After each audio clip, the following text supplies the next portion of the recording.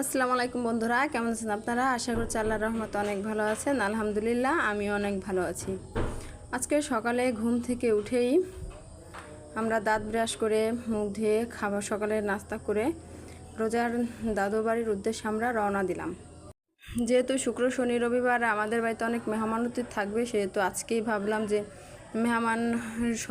সমস্ত মেহমান আসার আগে আমরা দাদু বাড়ি থেকে একটু ঘুরে আসি। রোজা সকালে রেডি হয়ে বের হয়ে গিয়েছে, আমিও বের হয়েছি। ভাবলাম যে আমাদের বাড়ির যে সমস্ত ফল গাছ আছে তাই আমি একটু ভিডিও করে নিই। এদিকে এগুলো হচ্ছে বেল গাছ, ওই যে ছোট ছোট বেল ধরে আছে। লেবু গাছ, পেয়ারা গাছ, পেঁপে গাছ, কুল গাছ, এখানে আরও একটা বেল গাছ আছে। ভাবলাম যে আপনাদেরকে একটু দেখিয়ে দিই। রোজায় দিকে দেখুন বেলকনির উপরে আমাদের ব্যালকনিটা এখনও সম্পূর্ণ ঠিক করা হয়নি। ব্যালকনিটার পাশেই বিড়াল বসা ছিল, বিড়ালের সাথে ও একলা একলা কথা বলতেছিল। আমাদের বাড়ির আবার দুটো গেট, একটা এই যে কেসি গেট, আর একটা হচ্ছে এই বাড়ির সামনে দিয়ে এই গেটটা। এই পাতাবাহার গাছটা আমি জন্ম থেকে দেখতেছি এই গাছটা, তাই এই গাছটা আমাদের একটা স্মৃতি জড়িত গাছ, তাই এটাকে আর কাটা হয়নি। এই যে বাগানটা দেখতে পাচ্ছেন, এই বাগানগুলো আমাদের বাড়ির সামনের এই যে রাস্তা, এখান দিয়ে সব সময় ভ্যান, অটো, রিক্সা চলাচল করে।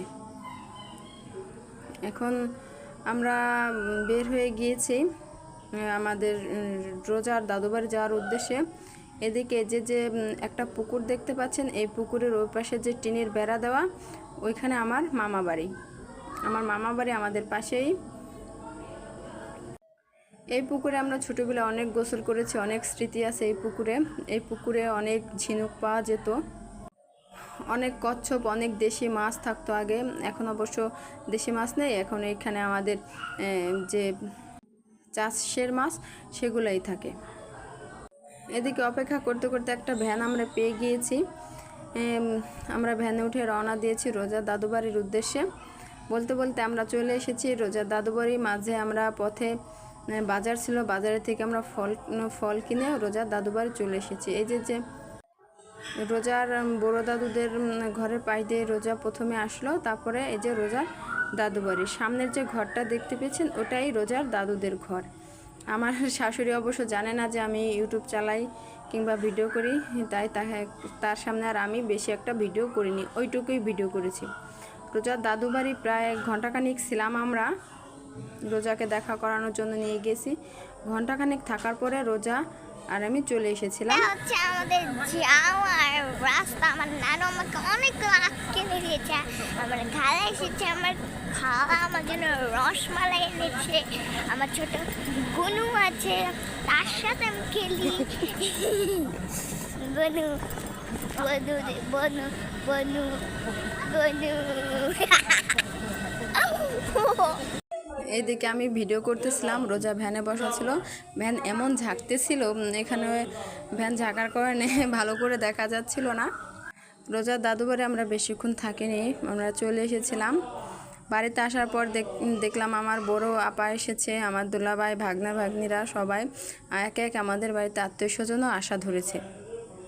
এদিকে দুপুরের সময় হয়ে গিয়েছে, আমরা আসার পরে রান্নাবান্না শুরু হয়ে গেছে আমাদের। দেখুন আমাদের মাটির চুলায় আপা আর মা দুজনেই রান্নাবান্না করছে। আমি হচ্ছে বাড়ির ছোট মেয়ে। এটাও উস্তা ভাজি আর পাঙাশ মাছ দিয়ে আলু বেগুন আর হচ্ছে পটলের ভাজা আর হচ্ছে ডাউল।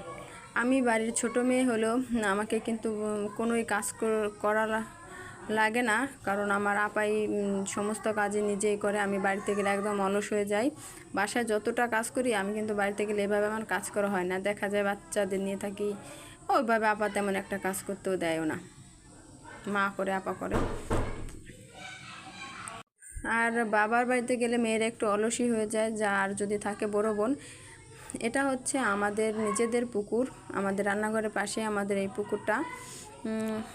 পুকুরটা আমাদের পাড়ার অনেক মানুষই এখানে এসে গোসল করে। এখানে দেখুন অনেকেই গোসল করতেছিল, রোজাও গোসল করতেছিল, আমাকে অনেক ডাকছে গোসলের জন্য, তাই আমি অনেক পরে গিয়েছিলাম। রোজা খুবই কি এক্সাইটেড পুকুরে গোসল করার জন্য। এদিকে রোজা একা একাই নামার জন্য করতেছিল, কিন্তু ওর তো কোনো পারমিশন ছিল না নামার, আর ও রোজা প্রচণ্ড ভয় পায় আমাকে। তাই আমিও যখন গোসলের জন্য যাইতেছি তখনই রোজা একটু নামছিল। এদিকে রোজা সাঁতার কাটবে, তাই আমি ওকে নিয়ে একটু সাঁতার শেখানোর জন্য একটু করতেছিলাম। আর এইভাবে তো সাঁতার শেখানো যায় না, অনেক পরিশ্রম করতে হয়। আর এইভাবে কি ভরা পুকুরে এইভাবে সাঁতরানো যায় না। সমান জায়গার জন্য বাচ্চাদের সাঁতার শেখানোটাই আমি বেশি ভালো মনে করি, কারণ এইভাবে উঁচু নিচু জায়গায় বাচ্চাদের নিয়ে সাঁতরানো যায় না। আর আমাদের পুকুরটা অনেক গভীর, এখানে সব সময় পানি থাকে, আমাদের এলাকার সব সময় মানুষ এখানে গোসল করে। এদিকে আমাদের বাড়ির আশেপাশে অনেক মানুষ চলে এসেছিলো গোসলের জন্য, সবাই এখানে গোসল করতেছিল, ওদের ভাই বোনদের নিয়ে চলে এসেছিল। আর এটা তো দুপুরবেলা, আমি যখন এই ভিডিওটা করছি সেই সময়ের, তার আগে পরে অনেক লোকজন এসেছে, গোসল করেছে। আর সন্ধ্যার দিকে পোলাপান মাঠে ফুটবল খেলে, ওরা এসে এখানে গোসল করে। আমরা গোসল করে উঠতে উঠতে বৃষ্টি চলে এসেছিল। আমি বৃষ্টিতে ভিজিনি, কারণ বৃষ্টিতে ভিজলে আমার ঠান্ডা লাগে। এদিকে বৃষ্টি হওয়ার পরে আমরা খাওয়ার জন্য বসে গিয়েছিলাম, কারেন্টও চলে গিয়েছিল। আমরা কিন্তু সবাই নিচে বসেই খাওয়া দাওয়া করি যখন অনেক মানুষ হয়। ওইদিকে ডাইনিং টেবিল আছে, আমরা ওইভাবে তেমন একটা ডাইনিং টেবিল খাওয়ার জন্য ব্যবহার করি না, আমরা বেশিরভাগ নিচেই বসে খাই। এদিকে বিকেলবেলায় আমাদের যে লাকিজটা সাজানো হয়েছিল না, সেজন্য এখন বিকেলের দিকে লাকিজগুলো আমার খালাতো ভাইয়ের বউ এসেছে, ওরা আমার বোন, ওরাই সাজাচ্ছিল আর আমি বাসে বসাইছিলাম। এদিকে একটা একটা জিনিস দিয়ে কি নতুন বউয়ের জিনিসগুলো সাজানো হচ্ছে, শাড়ি টাড়ি সব নিচে দেওয়া হয়েছে, আর উপরে এমনি কসমেটিক্স জাতীয় জিনিসগুলো উপরে দেওয়া হয়েছে। আমার ছোট ভাই কিন্তু দেশে নাই, ও কিন্তু বিদেশে, বউ বিয়েটা আগে হয়ে গেছিল, আমরা শুধু বউ আনতে যাব।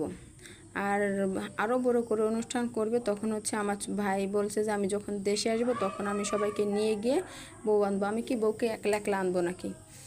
ওর জন্যই শুধু আমরা ফ্যামিলি আর আত্মীয় স্বজন, কিছু আত্মীয় স্বজনই বউ আনার জন্যই যাব। এদিকে আপনাদের যদি আমাদের ভিডিওটি ভালো লেগে থাকে তাহলে সম্পূর্ণ ভিডিওটি দেখে নেবেন, একটি লাইক করে দিবেন, আর আপনাদের মতামতটি জানিয়ে দিবেন।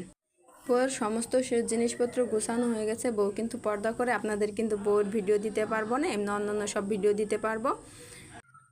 আপনারা সবাই ভালো থাকবেন, আমাদের জন্য দোয়া করবেন। আপনাদের সাথে আবার দেখা হবে অন্য কোনো ভিডিওতে, ততক্ষণ পর্যন্ত সুস্থ থাকুন, ভালো থাকুন, আল্লাহ হাফেজ।